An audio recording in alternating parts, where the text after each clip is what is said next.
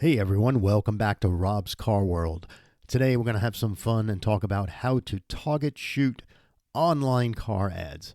So this morning I was out looking at cars and I got like 5 or 6 cars that we'll review.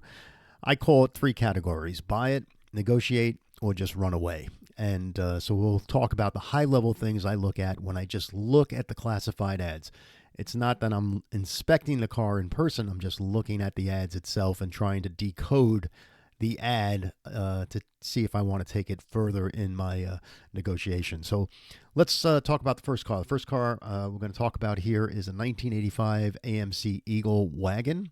And excuse me because I have a little congestion today, so my voice is a little nasal. This is a 1985 AMC Eagle wagon, all four-wheel drive. It's like a pickup truck type of setup. These are becoming more and more popular. So when I see these advertised, I want to look at them and just study them a bit. So there's definitely an opportunity here to own these and to enjoy them for a while and then sell them. This car he's asking $15,000 for. It's located outside of Flint, Michigan. Now, one of the first things about Flint, Michigan is the Northeast area, upper Northeast. It's real Rust Belt. So if the car was originally up there, you're going to know that the car had to be repainted and refinished, unless it was like really pristine and kept in a garage, But this car is offered by a dealer. Not a bad time to, buy a car from a dealer. It's not a bad thing, but you're going to pay $3,000-4,000 commission because he's got to make money on that car. So the prices are normally inflated for their commission, meaning that you can probably find this car for $11,000 if you do your homework. However, buying a car from a dealer, makes life a little easier because he did get the car, did find it, so he's entitled to some type of commission. So this car is again offered by a dealer. It says 88,000 original miles, and we'll talk about that. Select shift on the fly, 4.2 liter inline 6-cylinder engine. Exterior chrome in great condition, factory roof rack with both crossbars, tow package, cast aluminum finned valve covers. So let's get into this a little bit. He says the car is wonderfully quirky four-wheel drive Eagle wagons. Great opportunity to own a car that puts a smile on everyone's face. Located in our climate control indoor showroom. That's nice. So if it's cold, you can see the car. So let's just dive into the photos a bit. First thing you notice that the wheels are much bigger than the standard wheels that came with the car. No big deal, but a lot of things are going to be stressed with that type of big tires and rims, and a lot of that comes with the CV joints. A lot of that comes with the transaxles, and also, of course, your speedometer and all that's going to be off. So, that's kind of a turnoff for me. I like finding original stock type cars, and most people that will shop this car in this price range will probably want to see more of originality. So originality, condition, and price are really important to me when I'm looking for cars online. So in diving into this car, it shows a nice close-up picture, and in that photograph, you can see the orange peel of a repainted car. So AMC paintwork back then wasn't the best, but this definitely, for me anyway, comes across as being something that was repainted, which is no problem. The car is old and it should be repainted, so it would cost you a lot of money to get this car painted. So that's not a bad thing a lot of times. However, because this car is a Northeast car, you really want to know what's underneath the paintwork. He shows this detail of the Eagle. I don't know why he takes this detail shot, but again, we can see a little bit of a heaviness of the paintwork here, a little orange peel on the door. No big deal, looks nice. Looks like whoever did the paintwork took the chrome off, most likely in this photo. Nice photo of the top side of the car. That's a good photo to show me. Everything looks to be straight. The doors, everything seams here in the doors and the hood all lines up, so that's a good thing. So most likely this car was more or less an original looking car, but key to this car will be what was repaired underneath this paint before they applied the paint, and how much plastic might be in this car that's covering up rust that will show through in 4 or 5 years after you own the car. But overall, this car looks to be a nicely presented car with a paint job that's probably a scale of 1 to 10, probably like a 5 or a 6, just based on how the paint just shows in some of the photos close up. It has a glossy look. It looks very nicely presented, but it's not a really, really expensive paint job, which you wouldn't do anyway because the car is really not, not an exotic car or anything. Again, here you can see the paint work done, but they look like they masked off a lot of the car. The rear of the car, the bumper looks nice. A lot of times these bumpers rust very prematurely, especially in rust belt areas. So it's very likely that this car was in a garage most of its life. The rubber seal here is a little chaffed and broken. So, it would be nice if that was repaired when the car was repainted. They might have repainted this car, with masking tape instead of disassembling everything. So, but anyway, got to look at it. He shows his photograph of the filler for the gasoline. In those days, you fill the gasoline in the back. And just like looking at a trunk, this will always look very nice. So this doesn't tell me anything with the exception of this is the original paint of the car and it says unleaded fuel only. So you normally wouldn't find rust back here anyway. It's almost like looking into the back of, a trunk lid on a car and such. Interior looks really nice. Seats look very nice. The door panels look original. A headliner looks really nice shape. I don't know why the steering wheel has such wear in the center. There might have been an emblem on here that was taken off and you can't find a replacement. Dash pad looks to be somewhat original, no cracks. And again, with 88,000 miles on the odometer, I believe this to be a 5-digit odometer. It's possible there's another digit there, but whatever. He's saying 88,000 original miles. If it's a 5-digit odometer, we need to have some documentation on that fact. If it's a 6-digit odometer, then that will probably show the truthful miles. He's got the original AM radio, so everything looks really okay with the car. Original 2-wheel drive, 4-wheel drive. So my takeaway on this car will be, buy, negotiate, run away. I wouldn't run away. I wouldn't buy it. I'd probably negotiate and look at it and see what I have, knowing that there's some dealer, markup on this car, and knowing that the car was repainted and touched up at one time. And those big wheels on the car, while it might be attractive to some people, it's really not meant for this car, and you're putting a lot of extra strain on the suspension components and all that. The next car we'll talk about is a 1993 Volvo 240 Classic. This is on Bring a Trailer. And it was sold for $12,750, but it was available for sale yesterday night when I found this car. So this is a buyer beware type car, and this Bring a Trailer doesn't always have, the best cars. And this is an example of one. These cars are definitely collectible. The 1993 was the last model year of the 240. I believe the last 1600 on the production line was called the Classics, and they had a little badge in the back, and they had these special wheels that came with the Classic edition. This is a New York car, so likelihood of some rust, over the years and such. But when I get into this, the actual, here it is, 1600 Classic editions were built, so I was correct, and this is 907. So when I get into the description on Bring a Trailer, they use wordsmithing to make the car sound really good, which they should do because, the person's paying to list this car, but you really have to get into the wordsmithing here. So the car says that the seller acquired the car in 2019, and he replaced the cylinder head assembly, timing belt, fuel injectors, and more, as described. He gives photographs of the actual work that was done on the car. It has a Carfax report and a New York State title in the seller's name. So he's not flipping the car. It sounds like he's had this car for a little while. But it says here in 2002, there was an entry in the Carfax report that notes an accident that resulted in damage to the right front and right side of the car. And then in 2018, going even back further ahead, shows an accident that caused damage to the rear and right side of the vehicle. And then the seller says, I'm noting that the rear hatch was replaced and repainted following the 2018 collision. And the seller is going to give a photo of the rear trunk lid. That's kind of silly because this car was fully repainted because this car has a branded title.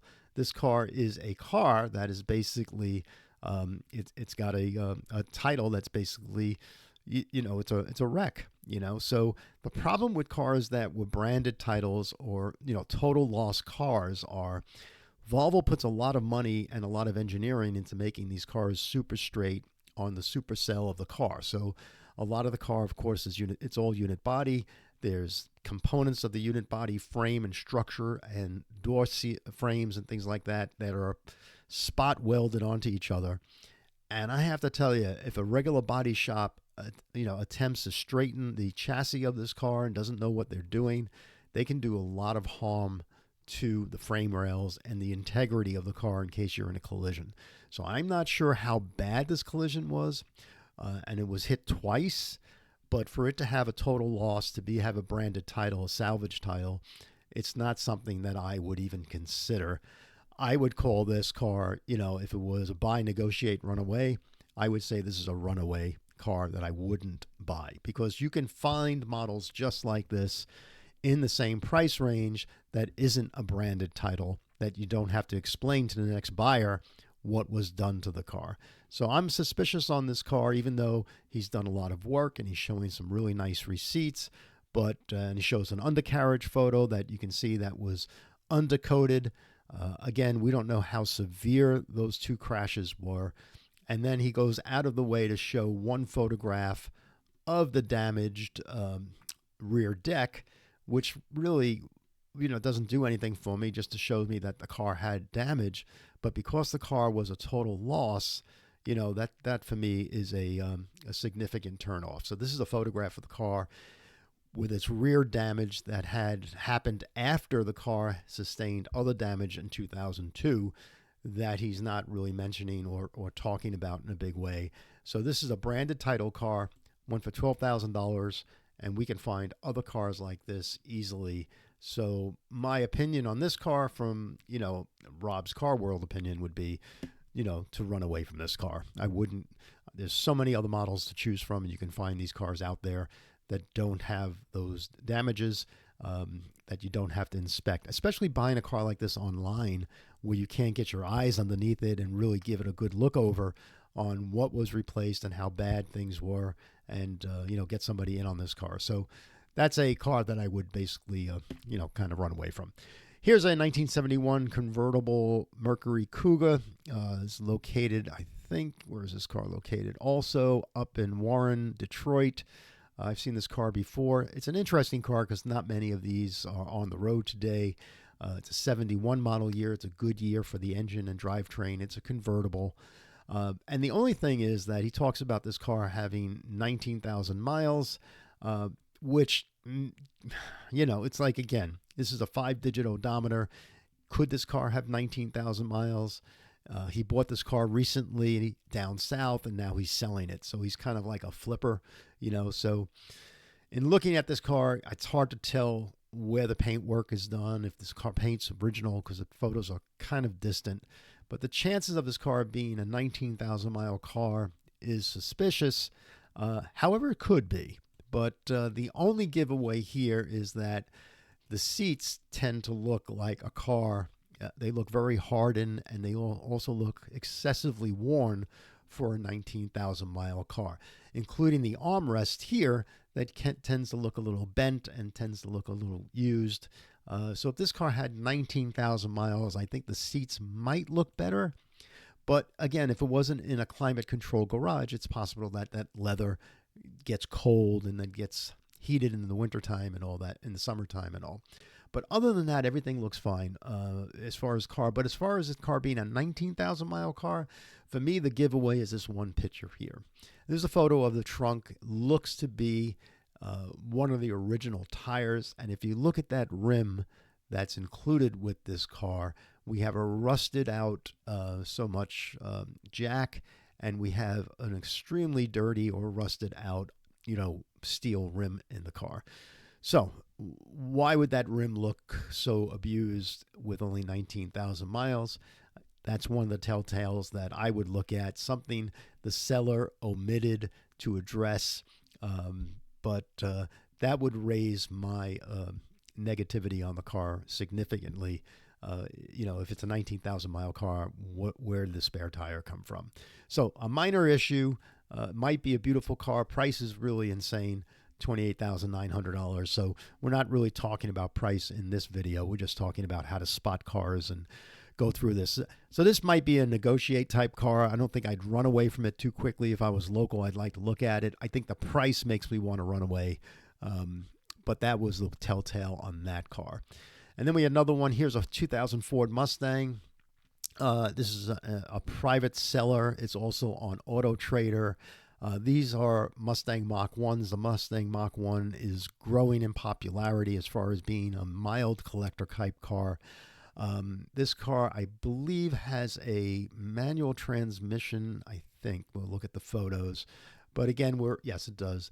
So this car has a manual transmission, and this car is being shown on this video as a car that I would actually buy, negotiate always, but something I would consider even though it's outside of Detroit. The car looks to be very nice. Looks to be original paintwork, nice photographs. The engine looks to be original, has all the stickers. It sits very nice, nicely garaged, most likely in this person's home. The interior doesn't look abused. It looks very original. The pedals look original. So these are very nice cars. They're very throaty cars. And while they're not going to be 50 or 60,000 cars in the next 10 years, the Mustang Mach 1 is a car that's on my radar when I'm trying to look at these cars most of the time. So this is an example of an ad that actually has my attention of being an honest car. 27,000 original miles. He gives the VIN so you can do your own, Carfax report and things like that to see what this car is all about. It's worth, based on Bring a Trailer and other places I've looked for these cars, it's worth $20,000. And it's all, so anything under that would be well bought. So that's an example of a buy it type listing. So just as an example, here's a 67 Pontiac GTO. Guy's asking $45,000, a lot of money. Again, this car is, I guess I was looking up there in Detroit yesterday. So this car here has drives really nice. GTO, his and her shifter, very nice car. But let's look at this photo. Now he's asking the top dollar for this car. So the first kind of photos you're going to look at is you can see the car was repainted. I don't believe these spot welds are original, but they could be, but there's no rubber stripping here. You can see the seats are very worn. The carpets are very worn. He's asking $45,000 for this car. And, news to the seller is that it's not worth that much money. So this car looks like an exterior type restoration where everything else was left the same. And it's not only an exterior restoration, but he didn't finish it, so he didn't buy the rubber strippings. He didn't buy the rubber stripping here on the window that goes down. So, buyer beware. I mean, this is like you can see he painted it with the door panel on. The door panel has overspray. Maybe it was the original color. I'm thinking it might have been. The original carpets are in play. So this is an example of a runaway car. I wouldn't be interested in this car at all, especially at this price. You can see he made the interior, the engine compartment look somewhat nice. Somebody hand painted some of this, the intake manifold and the alternator support in red, which is not how the car looked in red. You can see the overspray on the wheel well housing. You can see the overspray on the hood. There's no hood insulation. So this car was probably just came out of the body shop, and now he's trying to flip it and try to make some money on it. So this car, he did change the master cylinder, so that's a good thing. But is it a single circuit master cylinder? No, it looks like a dual circuit master cylinder. He has the build plate, which is cool, but you can see the overspray on here. So for $45,000 with all this overspray and orange peel here, it's a substandard paintwork. And he's hard pressed to try to get $45,000 for this car, even though it's a very collectible type car. You can see the rear trunk lid is not matching, and probably doesn't have rubber stripping in the rear trunk as well. So this is a definitely runaway type situation. Now, if this car was priced at $20,000, I would have a different opinion about it. But at $45,000, how the car is presented, nice original condition, very clean car underneath. So again, that's a car that I probably wouldn't consider. And the final pick for this conversation is a 1968 Chevy Impala. Where did I find this one? I found this out in Northern California. The Chevy Impala's wagons are really bringing some big money now. So for $12,500, definitely on my radar. But this person goes across as saying that this car is tagged and drives and has a 327 engine. All the doors open and all the doors roll down. It has a third rear seat, tailgate opens, needs upholstery, but pretty straight and has some rust. And the front floor pans might need to be redone, but this vehicle looks pretty good. So anyway, so the first thing we notice, this car has, the door panels here are need work. Look at this trashed car. This is a parts car, folks. This is not something that you probably would restore, because the labor involved in restoring this car would be excessive. You can see the stains, the water stains here. It's probably all rusted underneath here. The dash pad's probably all cracked and all that, aftermarket radio. This is nothing more than a parts car that you can tear apart and bring to Hershey or to Carlisle, Pennsylvania, and sell some parts off it for somebody that is restoring one. So this is something that was sitting outside for a while. He decided to take some photos of it, started it up. I doubt all the windows open and close with the rear gate window being open like that. The rear quarter panels might be good looking and all, but boy, oh boy, I mean, this is, you got $25,000 more to put in this car to make this car, a street car that's collectible. So again, this is a runaway type of situation. You can see it's some type of salvage yard. He just pulled it out, took some photos of it, and it's not something I would recommend. Now, if this car was a $4,000 car or something like that for parts, and I was building one, then definitely. But you see the rust around the rear quarter windows and all that. That's almost impossible to really take care of without doing extensive work on the car. So this is a runaway car as well, for obvious reasons. And a lot of the things I'm pointing out today, the people that are watching this channel are going to know about. But this is just how my eye goes on to these classified ads. So this is how I target shoot ads very quickly. And it doesn't take me more than a few seconds to look at this car and to pass on it. And again, you can find nice examples for $25,000 completely done. They're out there. You just got to hunt them down. Even at $20,000, you can find them. And why buy this car for $12,500? It's kind of crazy, Anyway, so that's basically what we have in the findings of the cars. Basically, there's a couple of things that we talked about. The photos that are not shared. A lot of people don't take the photos. They don't want to show certain types of photos. They're poor quality. The dates are mixed. Sometimes it's a springtime photo. Sometimes it's a summertime photo. Sometimes the car is sitting on snow. People are lazy with photographs. The paint, mismatched paint, body filler scratches. Sometimes you can see the sand scratches in the paint, which is representative of the body filler that they do. You look for overspray. Engine close-ups are very important. You look for rust. You look for wear. How was that engine bay maintained? Is it original? Was it just forgotten? Things like that. The trunk, the seals, the inner quarter panels. When the trunk is open, you can see the inner quarter panels. You can sometimes see under the mat. Now, again, this is online car ads. We're target shooting on the car ad itself, not the car in person. And then the interior, the colors of the interior. Sometimes the dashboard is mismatched with the door panels because the person put different door panels on the car. Sometimes the colors are faded because of, the sun and such. And, the door jambs tell you a lot about how the car was repainted. The door jambs will show you a lot of the originality on the hinges, because many people, if they're going to repaint the car, they got to get into those hinges and they got to paint those. And it takes a lot of labor. You got to take those doors off the car to do a really nice job. You look for seals around the doors, like we looked at that GTO. The 67 GTO did not have the seals around the doors. Sometimes you can see, where the spot welds were broken, where panels were added.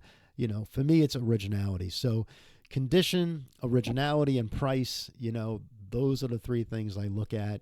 And in the kidding around way, it's, buy, negotiate, and run away. And a lot of what we see really is a runaway type of situation. So that's it. This is Rob's Car World. I hope you enjoyed this quick video, how to troubleshoot and target shoot, online ads. It's what I do every day. If you have any questions, if you have an ad that you'd like me to look at, You can send me a link. My link is in the bio. You can send me an email, and I'm happy to look at it for you. We're going to do live feeds soon, and be able to do live Q&A. So that's up and coming probably after January. Look forward to that. This is Rob LaFreese. This is Rob's Car World. We'll see you here.